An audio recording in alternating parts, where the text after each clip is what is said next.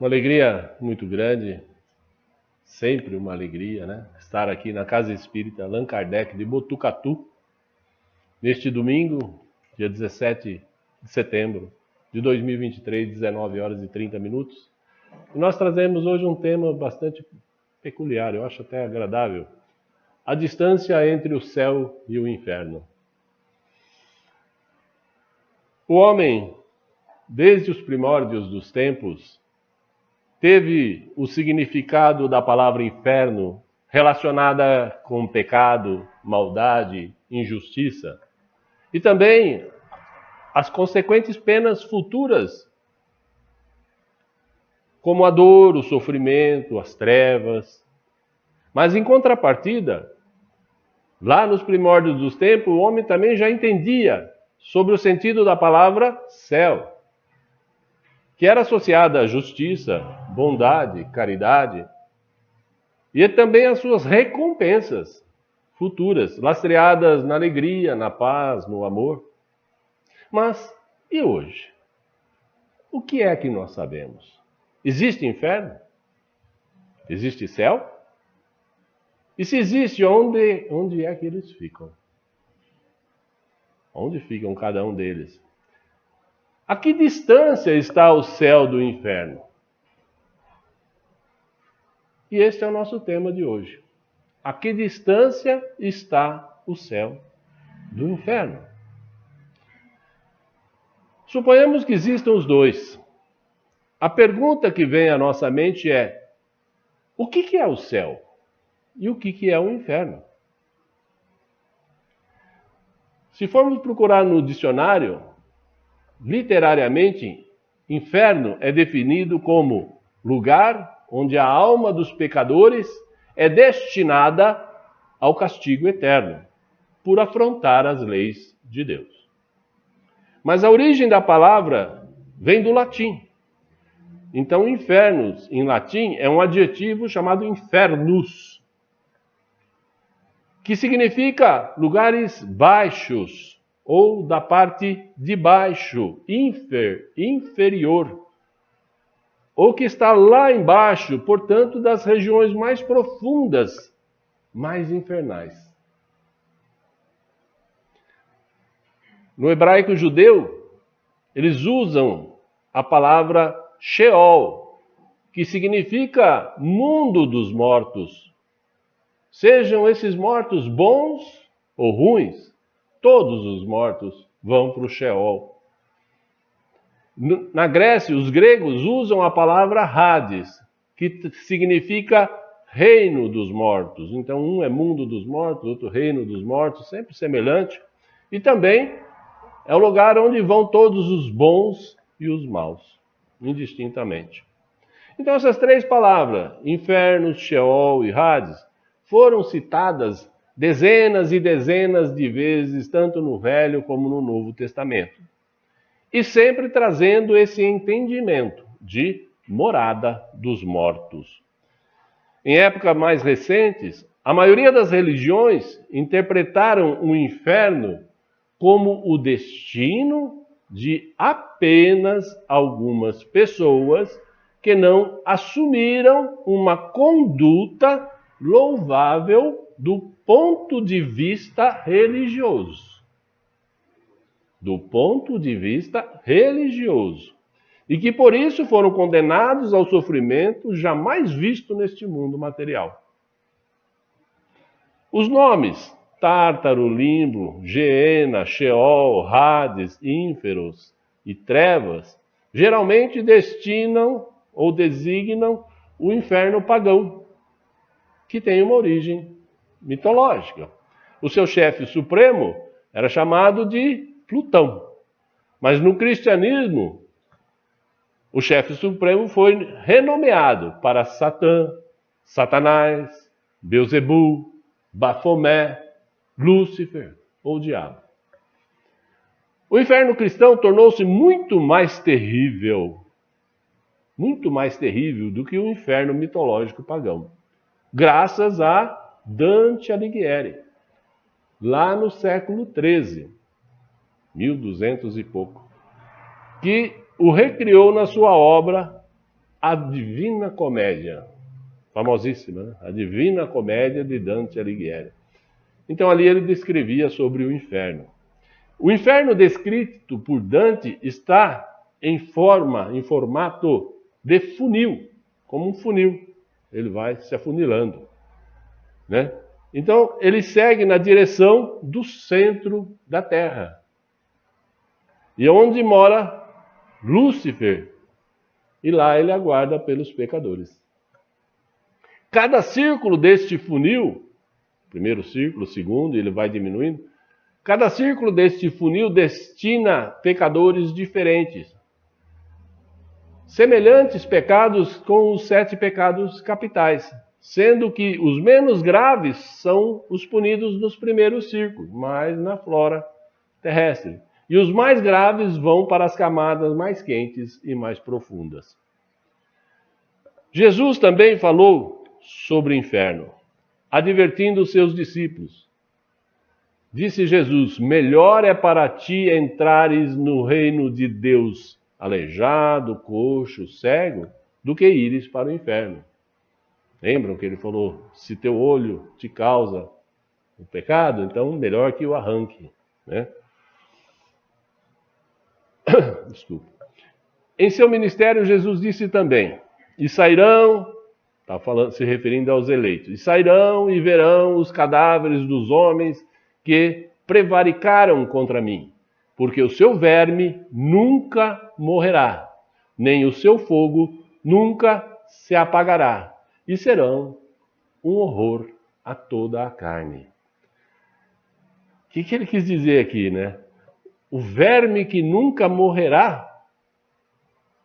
Se nunca morrerá, só pode ser Deus ou Espírito. Imortais, Deus e Espírito. Então, se é um verme que nunca morrerá, então é um espírito. Ele estava se referindo a um espírito. E se é um espírito verme, então é um espírito de baixo nível, que causa nojo e até repugnância. Diversas vezes Jesus usou figuras semelhantes ao que ele queria exemplificar, né? Exemplificando o sofrimento eterno. Quando Jesus disse que os ímpios vão para a Geena, que foi traduzida por inferno para nós, tem-se uma ideia acerca de um lugar muito horrível. Não havia, naquela época, uma descrição mais chocante que ele pudesse assemelhar, né, para descrever os sofrimentos e os tormentos do que alguém ser enviado para um lugar horrível como o Geena. Mas o que era a Geena? A palavra Geena, traduzida por inferno, era uma referência a um lugar chamado Vale de Rimon. Ficava ao sul de Jerusalém. E lá, os judeus sacrificavam os seus filhos, homenageando ao deus pagão Moloque.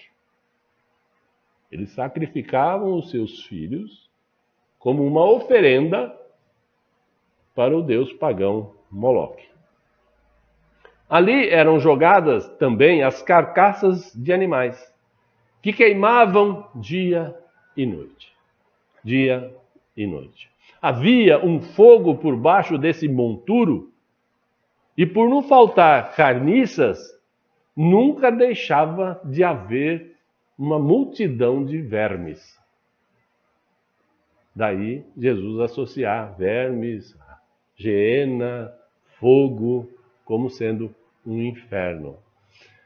O fogo do inferno, para que a gente entenda bem, quando ele se refere ao fogo do inferno, ele arde, queima, como se fosse fogo, brasa. Mas ele não torra a pele, não torra, não queima. Ele flagela o corpo o tempo inteiro sem destruir esse corpo.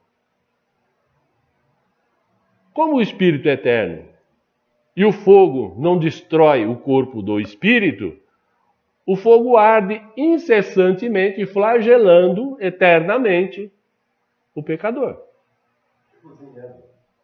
sem destruir. Nós temos também o purgatório, que é dos católicos, né? E a definição de purgatório é que ele é um local de passagem onde ficam as almas cujos pecados precisam ser purgados. Purgatório, purgados, purificados, antes que elas cheguem ao paraíso.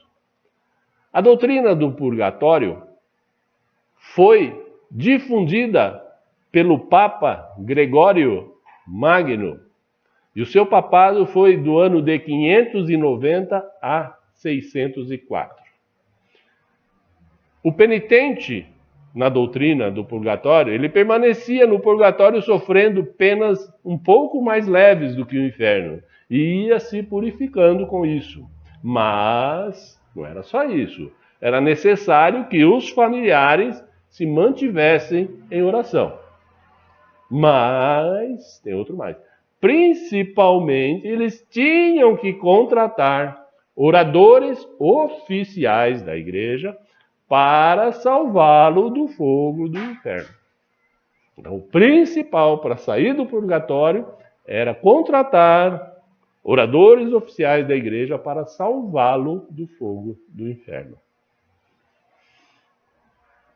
E o que diz o Espiritismo sobre o inferno? Isso é o que nos interessa, né? É aqui que o assunto fica mais sério. Um dos pilares da doutrina espírita é um livro chamado O Céu e o Inferno, que foi codificado por Allan Kardec em 1865. Essa magnífica obra é também chamada de A Justiça Divina na Visão Espírita. A Justiça Divina na Visão Espírita. Ela é um exame sobre a passagem dessa vida corporal para a vida espiritual. E também esclarece sobre as penalidades, os castigos e também as recompensas futuras. É uma obra magnífica. Estando ainda o homem dominado pela matéria, ele compreende bem pouco sobre a espiritualidade. Por quê? Porque ele só pensa na matéria e deixa de lado esses assuntos espirituais. Por isso, ele imagina que as penas, né, os sofrimentos, ou então, né, o gozo, as recompensas futuras, tudo comparando com um quadro material, associando alguma coisa material, ganhar alguma coisa material ou perder alguma coisa material, né, como sendo castigo ou um benefício. Né? Elas são reflexo desses seus instintos predominantes, porque a tudo associa com coisas materiais. Então a maioria das pessoas não procura imaginar uma recompensa espiritual ou um castigo espiritual. Os povos guerreiros, por exemplo, faziam ou fazem, né? Ainda alguns fazem, uma ideia que a suprema felicidade de um povo guerreiro está relacionada com as honras conferidas pelas suas bravuras nas batalhas. Ele é um guerreiro. O prêmio para ele é receber honrarias divinas, como um grande soldado. Os caçadores, a recompensa para eles seria uma região de caça abundante, onde nunca faltasse a caça. Aí a recompensa para ele. Né?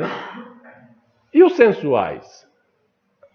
Um local onde ele pudesse, né, se esvair de tantas delícias da carne, não é isso?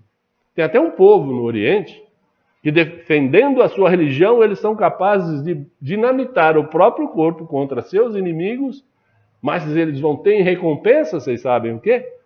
100 virgens lá no céu. 100 virgens, imagina o grau de sensualidade de um povo assim. Então, isso para eles é que seria o prêmio. Continuar com seus pensamentos sensuais. Então, a ideia que ele faz está em relação com o seu desenvolvimento.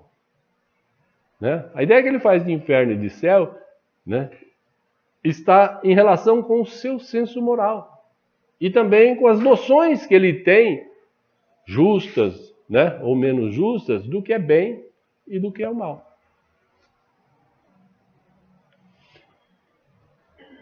O rei dos pagãos, chamado de Plutão, ele não era mau. Era um rei espiritual. E ele retinha em seus domínios tanto as almas boas, né? E também as que haviam praticado o mal. Porque essa era a sua missão. A ele competia as almas dos que morriam.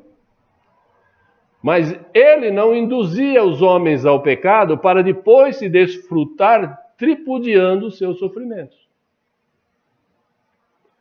Mas isso acontecia e aconteceu, né, com os cristãos, que têm em Satã o seu rei dos infernos.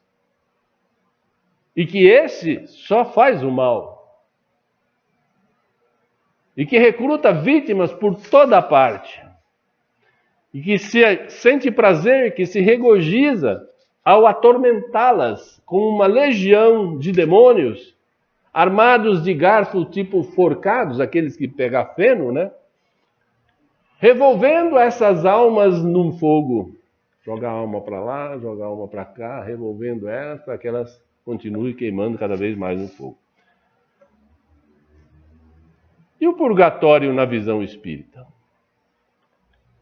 Bem, primeira coisa a gente precisa lembrar que no Novo e no Velho Testamento não existe nenhuma menção da palavra ou da doutrina do purgatório, que, como eu disse, ela foi introduzida por Gregório, tá? No ano 593. Em comparação com o inferno, a doutrina do purgatório, se comparar do inferno católico com o purgatório católico, o purgatório é um dogma mais racional, faz mais sentido, porque ele está mais conforme com a justiça de Deus, estabelecendo penas menos rigorosas para faltas e gravidades menores, medianas. Isso não quer dizer que a igreja, que os espíritas, né, apoiem o purgatório. Não, só está fazendo aqui uma comparação de um para o outro. Se nós formos lá em Coríntios 3, parágrafo 15, diz assim: o inferno, olha que interessante isso, o inferno não é um lugar. Não existe um lugar chamado inferno, né? E que ele, o inferno, e o seu fogo são figurados. São figuras que se criou. E que ele é mesmo temporário. Quer dizer, o inferno é temporário. Isso está em Coríntios 3, parágrafo 15. Quem quiser conferir, está lá. Bom, se lá nas Escrituras está escrito que o inferno não existe, que ele é temporário, então, no mínimo, ele tem que ser chamado de purgatório. Se é temporário, é purgatório. Né? Então, está conflitante aí. Agora, segundo o Espiritismo, a doutrina do inferno, por exemplo, não pode prosperar dentro de um debate, pela sua característica de pena eterna. Quer dizer, não tem nem condição de você começar a conversar ou debater sobre um assunto chamado inferno, porque eles partem de que a pena é eterna. Vamos ver por que não. Olha, a parábola do filho pródigo, que está, por exemplo, em Lucas, capítulo 15, ela demonstra claramente o desejo de Deus de que todos os seus filhos se salvem. Todos os filhos, tá? O filho pródigo, quando se salvou, foi uma festa. A parábola do bom pastor, aquele da ovelha perdida, se resume de que nenhuma ovelha se perderá. Então, não existe pena eterna, não é isso? Então, punir nossas faltas com penas infinitas seria um erro de justiça gravíssimo. E assim atribuir a Deus a criação dessas penas eternas, sem fim, né? Isso é, no mínimo, uma blasfêmia contra Deus. Porque não é isso que ele quer. Ele quer salvar todos os seus filhos. Como é que eu posso atribuir a Deus um inferno com pena eterna? Então, o inferno ou o purgatório no Espiritismo, ele é chamado de umbral. O que é isso? É um local onde predominam as trevas, um vale de sombras. Permanecem nessas regiões, incontáveis regiões umbralinas, os espíritos endurecidos, que querem permanecer no pecado. E de lá são resgatados por irmãos benfeitores quando realmente se arrependem. Quando se arrependem de verdade. E aí eles clamam por socorro e são atendidos. Particularmente eu, Heitor, eu me sinto mais confortável em não usar a palavra umbral. Isso que eu vou falar não é doutrinário, peço licença, tá? É apenas um comentário meu, tá? Então é eu que estou pensando aqui. Então eu não me sinto confortável com a palavra umbral, porque eu não acho ela mais adequada. Eu chamaria de Vale das Sombras. E eu vou explicar por quê. Todos nós somos espíritos divinos. E, consequentemente, todos temos nossa luz própria, né? Que vem da centelha divina que cada um de nós tem. Ou seja, um pedacinho de Deus dentro de cada um de nós. E esse pedacinho de Deus gera uma luz fantástica. Vejam lá em Coríntios 3, diz assim: vós não sabeis que sois santuários de Deus? E que o Espírito de Deus habita em vós? O santuário de Deus que vós sois é um corpo sagrado. Então está dizendo que nós temos uma centelha, que nós temos luz dentro de nós. Um pedaço de Deus. Muito bem. Pensemos junto. Se nós estivermos num local escuro, aquilo que a gente chama de escuro, nenhuma luz. Aí eu vou e mexo no interruptor, eu ligo uma luz. A escuridão some. Isso prova que ela não existia por si só. Ela não existia. Mas sim, ela era apenas a ausência da luz. Aquilo que existia ali era a ausência de luz. Vamos dar um outro exemplo. Se eu pegar num dia ensolarado, tudo claro, tudo iluminado, a luz do sol. Eu não tenho como pegar tipo um farolete ou acender um interruptor que eu faça a escuridão. Que eu faça um facho ou uma escuridão total. Não tenho como fazer isso. Por quê? Porque escuridão não existe. Eu não consigo levar a escuridão para onde existe luz. Não consigo. Tá? Então, vejam bem, se eu ligo, por exemplo, uma lanterna, eu ligo a luz dessa lanterna e ponho um caderno na frente, ou a mão, alguma coisa na frente, eu estou obstruindo essa luz, certo? O que vai acontecer lá na parede? Tá? Neste caso, eu vou ter lá na parede aquilo que nós chamamos de sombra. Tá? Então, vai estar sendo projetado para lá a sombra. Sombra da minha mão ou do caderno, seja lá o que for. Então, não é que existe uma escuridão lá na parede. Tá? Está havendo uma obstrução da luz para gerar essa sombra. Dizem os espíritos superiores que a luz que nós temos dentro de nós, aquela centelha divina que habita, ela é mais poderosa do que a luz do sol. Olha isso. A centelha, a luz que nós temos dentro de nós, é mais poderosa que a luz do sol. Como é que a gente vai achar que isso é verdade? Poxa, a gente vai duvidar que um pedacinho de Deus não é mais poderoso que o sol? Um mínimo milésimo de Deus é mais poderoso do que tudo que a gente possa imaginar. Porque Deus é o poder supremo. E se tem um pedacinho dele dentro de nós, isso é mais poderoso do que sol, que lua, que qualquer outra coisa. Ok? Bom, então,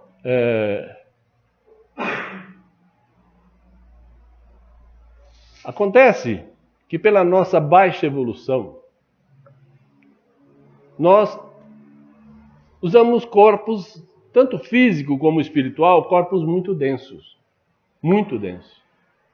E esses corpos se tornam um obstáculo para essa luz que nós temos, essa luz interior que nós temos, gerada pela centelha divina. Tá? Então, esses corpos se tornam obstáculo para a nossa luz própria se projete, ocasionando então assim o que nós chamamos de sombra. Tá? O nosso corpo faz sombra para que a nossa luz não se projete. Dessa forma, fica comprovado que o que nós temos são sombras, sombra, sombra, sombra, e que a luz está de alguma forma impedida de ser projetada. Então lá no umbral existe milhares de pessoas, de espíritos, que cada um deles tem uma luz maior que a do sol, só que todas estão, tá, impedidas de ser projetadas. Falemos agora sobre o céu. Nas Escrituras, a palavra céu, Éden ou paraíso, é utilizada de vários modos. Primeiramente, ela designa um lugar de paz e felicidade no mundo espiritual pós-mortal, reservada para aqueles que foram batizados e que se mantiveram fiéis às igrejas. A Bíblia ensina que o céu é um lugar onde Deus habita com os anjos. É o destino final de todos os que amam Deus. É impossível, então, imaginar ou descrever como é o céu, porque nenhum de nós esteve lá.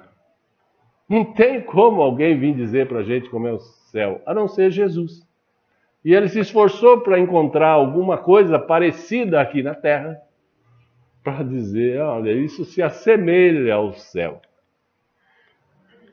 Mas a gente sabe que no céu não haverá mais tristeza nem sofrimento, porque o pecado não entra lá. É um lugar, Jesus diz que é uma festa e grande alegria, né? Sem morte e sem medo. O céu é um lugar além deste nosso mundo, onde Deus reina. Mas não é esse céu acima das nossas cabeças, esse azul varonil, nessa abóbada, né? E nem o céu do espaço onde ficam as estrelas. Não. O céu é uma dimensão espiritual, onde o Espírito reina. Lá teremos corpos espirituais perfeitos e incorruptíveis. Corpos que não podem ser machucados, tá? Não têm feridas, não têm doenças. Falando em corpos, como os espíritos evoluídos têm corpos de uma fluidez quintessenciada, a centelha divina, que nós acabamos de falar, que é mais forte do que a luz do sol, a centelha divina expande essa sua luz por esse corpo, né, fluídico, tornando o ambiente do céu radiante. Porque cada um gera mais luz do que o próprio sol. E por isso, por emitir tanta luz, é que esses espíritos são chamados de espíritos de luz.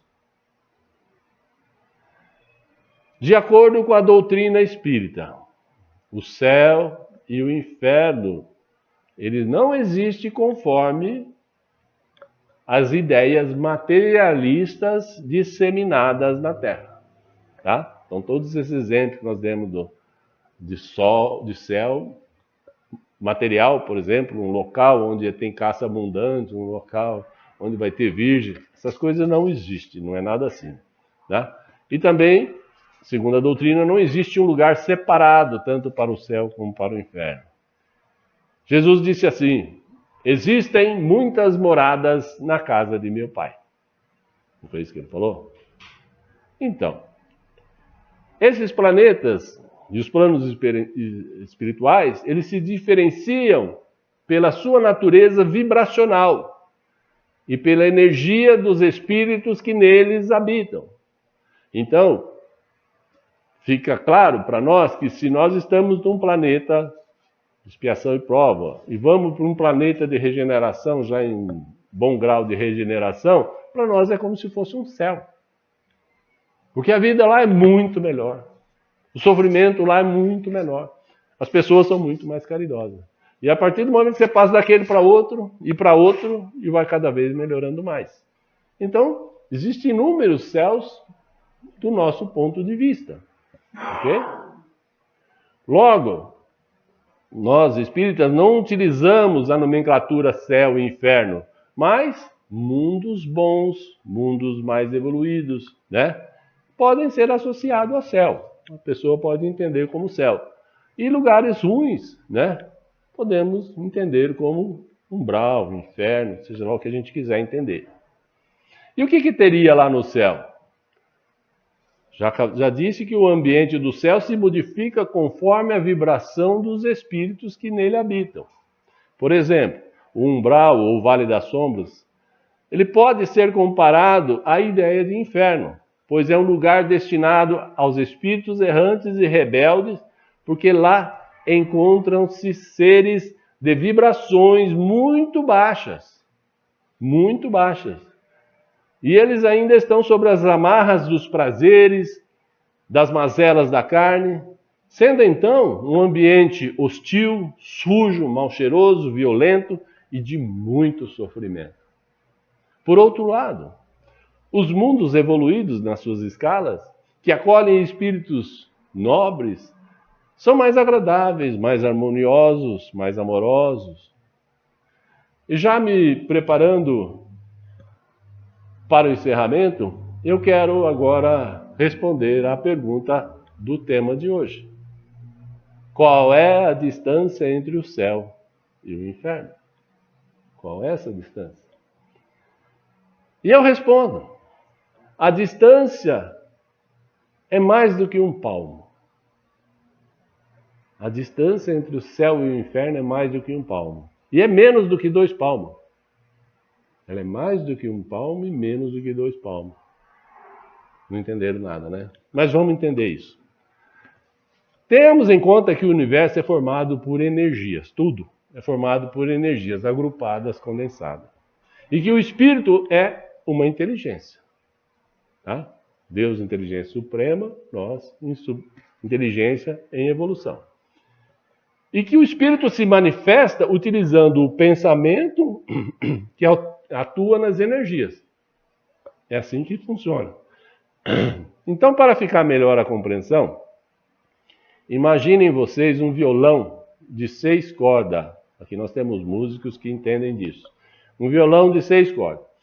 Então, um espírito pouco evoluído, ele pode ser comparado àquela corda mais grossa do violão, a corda mais grave, aquela corda mais densa, mais grossa, né?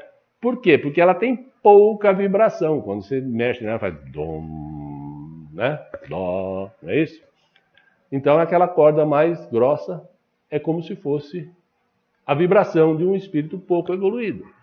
Um espírito elevado pode ser comparado àquela última corda, aquela mais fina, né? Ela é mais aguda. Por quê? Porque ela tem uma altíssima vibração. Ela vibra muito.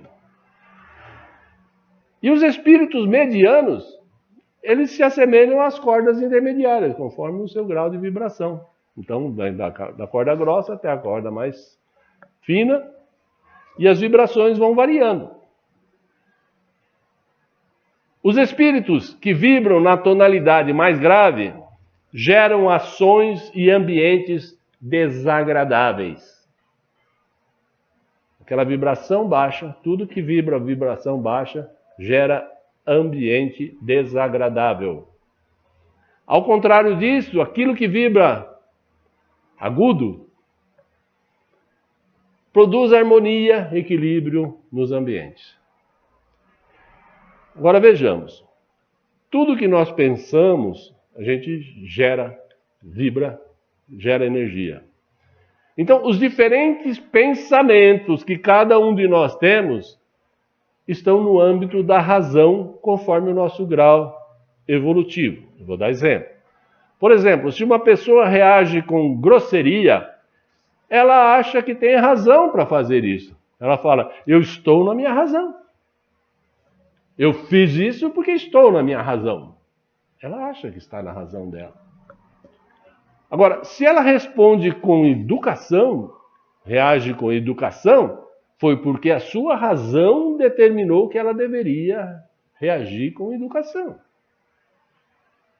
Então, quando o espírito pensa com a razão, tá?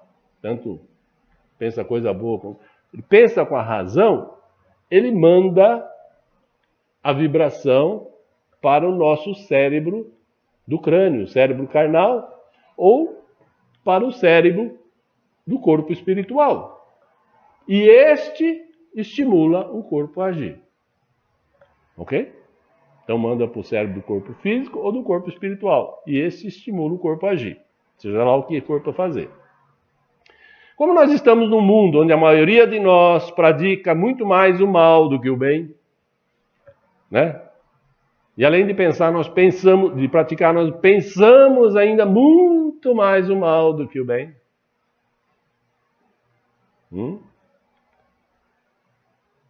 Então, estando nós ou no solo da terra ou na vida espiritual, a nossa vida, o nosso ambiente, a nossa convivência sempre será semelhante a um umbral, a um inferno, a um purgatório, alguma coisa assim, um lugar de sofrimento. Uns mais e outros menos, dependendo da sua forma de pensar e vibrar. Nesse cérebro que eu estou falando, que é o cérebro do crânio, está o raciocínio humano, é o raciocínio da razão. Tá? É quando a gente pensa, olha, a minha razão diz para mim fazer isso. A minha razão, né? A minha criação me diz para fazer isso. Quando nós passarmos a controlar e a usar os nossos pensamentos e raciocínio, sempre de uma maneira mais justa e mais correta, naturalmente, automaticamente, nós começaremos a trilhar um longo caminho, uma longa caminhada em direção às portas do céu. Nós começaremos, a hora que os nossos pensamentos forem quase sempre bons, honestos, decentes, nós começaremos a caminhar o caminho em direção às portas do céu. E isso, gente, pode demorar anos, décadas, vidas e após vidas. Pode levar muito tempo. Depende de nós. E esse caminho, ele é difícil. É longo. Como eu disse, ele é mais do que um palmo. E menos do que 2 palmos. Mais do que 1 palmo. Aqui é o crânio, o cérebro. 2 palmos. Menos do que 2 palmos dá onde, gente? Onde que vai dar? No coração? No coração?